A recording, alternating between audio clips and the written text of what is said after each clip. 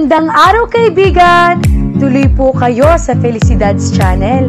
Sa mga kwento ng buhay at pag-ibig na hinalukay sa natatagong baul ni Felicidad. Pero bago po tayo magpatuloy, huwag niyo pong kalilimutan na i-like ang video, i-subscribe ang channel, at i-click ang notification bell para lagi kayong updated sa mga parating pa na upload.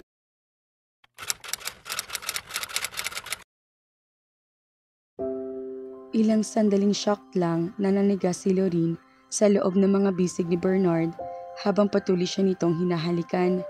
Pero kahit na mga sandaling iyon, nabuhay agad ang kakatuwang mga sensasyon sa kanyang katawan. Kakatuwang kiliting noon lamang niya naramdaman sa tanang buhay niya. Narinig niya ang parang hikbing umalpas sa kanyang bibig bago kumilos ang mga iyon na parang nagkaroon ng sariling buhay at isip. Tumugon siya sa halik nito. Sa kakaunting paraang alam niya, umungol ito at humigpit ang yakap sa kanya. Halos buhatin siya nito kaya napakapit siya sa leeg nito. Nanlalambot at nangangatal ang mga tuhod. Sa kabila na kawalan niya ng karanasan, naramdaman niya ang matinding damdaming nakapaloob sa halik nito. At muli, muntik na naman siyang maiyak. She kissed him as hard as she could. Alam niya na mga sandaling iyon na matagal na niyang hinihintay ang halik nito. Nag-angat ito ng ulo at pareho silang humihingal habang nakatitig sa isa't isa. Lorene, don't be mad please. Wala na akong maisip na paraan para malaman mo. Na ano? Na mahal kita. Mahal na mahal kita. Noon pa, hindi ko alam kung paano ko sasabihin. Pero parang engot na napangiti siya. Muli siya nitong hinalikan. Mainit. Napakapusok. Tinugon niya iyon ng kasing init at kasing pusok. Sa wakas, dumating ang pinakahihintay niya. Ito ang Bernard na takot siyang pangarapin dahil baka hindi iyon magkaroon ng katuparan. Baka masaktan lang siya, pero tumigil pa talaga siya sa pangangarap. It had always been there. It never left. The hope that he would love her more than a friend, more than his number one friend. He led her to the sofa. Inhiga siya nito roon habang patuloy na hinahalikan. Hindi niya ito masisisi. Sa klase ng pagtugon niya, maiisip ba nito na hindi niya nagugustuhan ang ginagawa nito? Napaungol siya na magdagan ng katawan nito. At muli siya napaungol na maglandas pababa sa nilalagnat niyang balat ang mga labi nito. Sa kanyang baba, panga, tainga.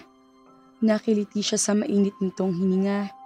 Pero ibang klaseng kiliti iyon na tila lalong nagpainit sa init na hatid ng mga labi nito at ng mga kamay nito naglalakbay sa kanyang katawan. Napalunok siya. Natanggal na nito ang pagkakabotones ng kanyang damit. Naramdaman niya ang mga kamay nito sa kanyang dibdib. Kasunod ay ang pag-angkin ng mga labi nito roon. Napasabunot siya sa buhok nito dahil sa mga sensasyong idinulot niyon sa kanya. Kapag kuwan ay bumalik ang mga labi nito sa mga labi niya. Pagkatapos ay nangangatal na niyakap siya nito ng mahigpit. Bernard, I'm sorry. Hindi mo lang alam kung gaano katagal kong pinangarap na mahalikan ka. Napangiti siya. Bakit ka nagsasorry? Obviously, hindi naman ako galit. Nag-angat ito ng tingin at tinitigan nito ang kanyang muka. Nag-init ang kanyang mga pisngi sa klase ng titig nito. Huwag mo nga akong titigan ng ganyan. Nako-conscious ako. Hindi ka talaga galit? Umiling siya. Okay lang sa'yo na ganito tayo? Tumango siya. Lumuwang ang ngiti nito. Mahal mo rin ba ako? Sandali lang niya itong pinaghintay. Bago siya tumango, sabihin mo, pakiusap nito. Mahal kita. Nahihiyang pag-amin niya. Kailan pa? Hindi ko alam. Siguro matagal na kitang mahal. Basta ang alam ko lang, paminsan-minsan, bigla na lang ako nangangarap. Lalo na kapag sweet na sweet ka. Nangangarap ako na sana boyfriend kita sa halip na best friend. Nagsaselos ako sa mga babaeng lumalapit sa iyo pero alam kong hindi ka seryoso sa kanila kaya nakokontrol ko pa. Pero lagi ako natatakot na mawala ka kaya okay lang sa aking magkaibigan tayo kaysa kung ano-ano pang hinihiling ko.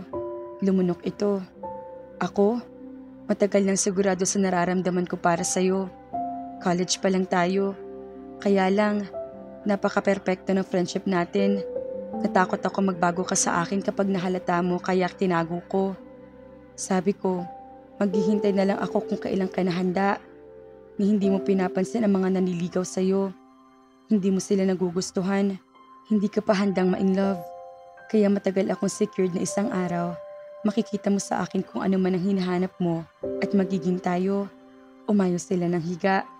Tumabi ito sa kanya pero yaka pa rin siya nito. Tapos, nanligaw sa iyong isang lalaking wala akong mapintas. Magpapatuloy nito at nagsimula sa kanyang kalbaryo ko. Akala ko talaga ma-inlove ka sa kanya. Siguro nga na-inlove ako sa kanya kung hindi mo nahawak ang puso ko. Sabi niya rito, mahina itong tumawa. Hinalikan siya nitong muli. Mas matagal sa pagkakataong iyon. Girlfriend na kita, sabi nito, nasisiyahan. Tumango siya. Guilty. Hahalikan sana nito ulit pero iniharang niya ang daliri niya sa mga kamay nito.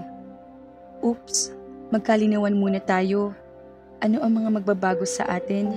Baka naman lalo ka maging mahigpit ha? Baka pati kinakain ko bibilangin mo. Saka, wag naman tayo magpapahalata sa office ha? Walang ganito kapag merong ibang tao. Hindi ako pwedeng umaktong boyfriend mo kapag may ibang tao. Hindi nila pwedeng malalaman. Siyempre malalaman nila, pero ihanda natin sila. Huwag yung pabigla-bigla.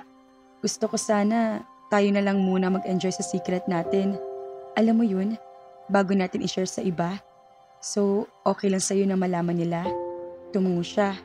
Oo naman, nahihiya lang ako kasi siguradong sasabihin nila na ang tagal pa natin nagpakiramdaman. Susuko rin pala tayo. Natawa ito. Kung alam ko lang kasi na ganito, sana pala noon pa kita inupakan. Kinurot niya ito sa tagiriran. Ano? Hinuli nitong kamay niya. Hindi pala. Ako ang torpe ako. Aray! Dapat noon pa kita formal na niligawan. Aray, Lorin, tama ng sakit. Binitawan niya ang balat nito. Muli siya nitong hinilikan. Halik na muli ay nagpadarang sa kanilang mga damdamin. Ang tagal kitang iningatan. Hindi dapat ganito. Sabi nito habang inaalalayan siyang tumayo mula sa sofa at inaayos ang damit niya. Pakiramdam niya, natutunaw ang puso niya sa sinabi nito. Niyakap niya ito. O bakit? Natatawang tanong nito. Wala, naiiyak na sabi niya. Parang ngayon lang ako nakabawi. Ngayon ko lang na-realize na talaga nagkakatotoo na ang pangarap ko. Mahal mo talaga ako. Hinalikan nitong kanyang buhok at muli siyang niyakap. Oo, I love you, I love you. Kung tutuusin, timing ang paglipat ni Lorin ng unit. Hindi niya alam kung makapagtitiis sila ni Bernard na hindi matukso sa isa't isa kung doon pa rin sila nakatira sa unit nito. Muntik-muntika na may maganap sa pagitan nila ng gabing iyon dahil halos ayaw nitong umalis sa unit niya. Ilang nananabik na yakap at halik muna ang pinagsaluhan nila bago niya ito tuluyang naitaboy pa uwi. Nakangiti siya nagising ng sumunod na araw. Naligo siya at naghanda sa pagpasok. Hindi pa siya tapos magbihis ang dumating ito. May dalang almusal mula sa isang kilalang fast food. Sabik na hinalikan siya nito bago sila tuluyan nakapag-almusal. Bago sila umalis, hinalikan muna siya nito na matagal at paulit-ulit. Sabi mo kasi bawal sa office. Natawa na lang siya. Napabuntong hininga siya habang pasakay sila sa kotse nito. Hindi niya alam kung hindi sila mahahalata ng mga kaibigan nila. Parang imposible mangyari iyon. Kung sa bagay, bakit pa nga ba nila itatago ang unawaan nila ni Bernard? Ngayong sila na talaga, naalala niya ang mga pagkakataong kakaiba kung magtinginan ang mga magkaibigan nila. Siguro, mas una pang nahalata ng mga itong damdamin nila ni Bernard para sa isa't isa. At least, alam niyang unang-unang matutuwa ang mga ito sa development ng relasyon nila ni Bernard kaysa sa ibang mga tao. Maging ang mga kamag-anak nga rin pala nila, sigurado matutuwa. Ang mga kapatid niya at si Tita Maribel. Nabura ang ngiti niya nang maisip si Venice. Ano kayang iisipin nito kapag nalaman nito tungkol sa kanila ni Bernard? Bernard, pukaw niya rito nang bumabiyahe na sila. Oh, paano sina tita? Paano sasabihin sa kanya? Lumuwang ang ngiti nito. Alam na niya. Ha? Bulalas niya. O bakit? Hindi kasi ako matahimik kagabi pagdating ko sa bahay. Ang saya-saya ko at kailangan ko may papagsabihan, kaya tinawagan ko si Mommy. Sinabi ko sa kanyang tungkol sa atin. Anong sabi niya? Kinakabahang tanong niya. Sumulyap ito sa kanya. Ano pa? E di tuwang-tuwa, Lorin. Gustong-gusto ka ni Mommy. May duda ka ba roon? Siyempre, tumingin siya sa unahan. Naging kayo ni Venice noon. Sumulyap ito sa kanya. Loreen, Venice was a mistake. Huminga ito ng malalim. Noong panahong confused pa ako tungkol sa nararamdaman ko para sa'yo, nangyari iyong sa amin ni Venice. Pero mabilis ding natapos kasi nabisto niya ako. Hindi siya makapaniwala na patitig dito. Ano? Napakamot ito sa loob. I know, it was stupid of me, sabi nito. I was kissing her at pangalan mo ang nasabi ko. Natutop niya ang bibig niya. Lalo akong na-guilty kasi hindi man lang siya nagalit sa akin. Naunawaan niya ako. Nagtataka nga raw siya kung bakit siya ang niligawan ko at hindi ikaw. Nag-aalala itong tumingin sa kanya. Galit ka ba? Totoong nangyari yun? Ginawa mo yun kay Venice? Agad ito naghanap ng mapaparadahan. Pinatay nito ang makina. Saka ito humarap sa kanya. Loreen, hindi ako galit. I just feel guilty na nasaktan si Venice dahil sa akin. Hindi mo naman kasalanan yun eh. Ako ang tatanga-tangang hindi nagpapakatotoo agad sa sarili ko. Nadamay tuloy siya. Paano kung may gusto pa siya sa iyo hanggang ngayon? Tumitig ito sa kanya. Sigurado akong wala na. Nakapag-move on na si Venice. Ang tagal na nun. At alam kong minahal niya yung sumunod na naging nobyo niya pagkatapos ko. Alam kong doon siya nahirapang bumawi pero kung sakali, isusuko mo ba ako? Hinagip nitong kamay niya bago pa siya makasagot. Awayin mo na lang ako, okay lang. Huwag ka lang makikipag-break sa akin. Huwag naman, nagsisimula pa lang tayo eh.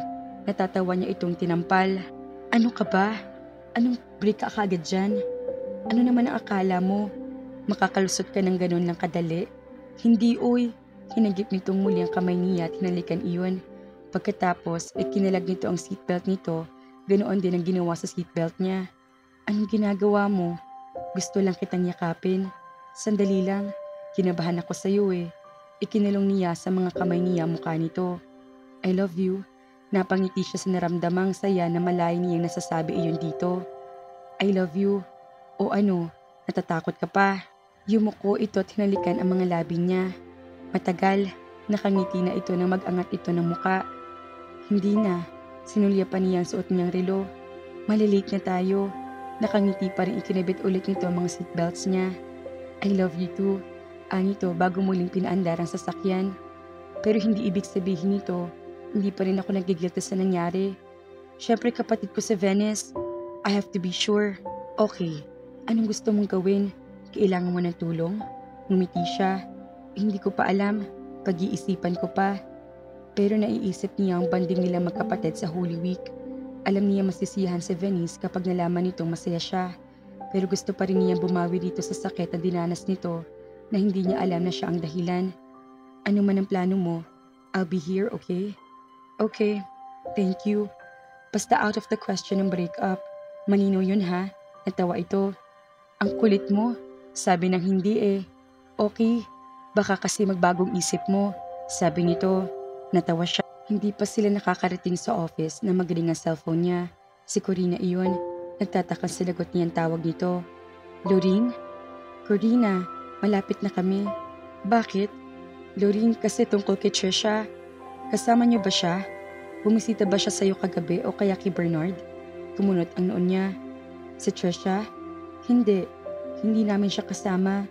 Hindi rin siya dumalaw. Bakit? May nangyari ba? Kasi tumawag sa akin ng mommy niya ngayong umaga. Hindi raw umuwi si Trisha kagabi. Natataranta na nga eh. Kasi hindi rin siya kasama ni na Kent at ni na Peachy. Hindi rin naman kami lumabas kasi may date ako, diba? Ang alam ko, may bibilihin lang siya sa mall kagabi. Bakit hindi siya nakauwi? Nag-alala na rin siya. Wait, tatawagan ko si Angelo. Baka may nasabi sa kanya si Trisha. Tinawagan nga niya ang kapatid niya. Pero wala itong alam kung nasaan si Trisha. Nagtataka pa nga ito dahil sinubukan daw nitong tawagan ng kasintahan na nagdaang gabi pero hindi sumasagot si Trisha. Nataranta si Angelo nang malaman nitong hindi nakauwi si Trisha magdamag at hanggang ngayon ay wala nakakaalam kung nasaan ito. Gusto nitong lumuwas. Look, tatawag ulit ako, okay? Baka naman uuwi rin siya. Calm down. Kapag hindi pa rin siya umuwi in the next hour, luluwas ako ate. Uuwi na ako. Maghahanda lang ako ng mga gamit ko. Nasa office ito nung tumawag siya dito. Pagdating nila sa parking lot ng opisina, Naghihintay na roon ang mga kaibigan nila. Nagkasundo ang lahat na susubukan nilang hanapin si Trisha. Ngayong ayos na ang magkasintahang Lorene and Bernard, may problema na naman mga ka-Felicidad. Nawawala si Trisha. Kaya naman, abangan!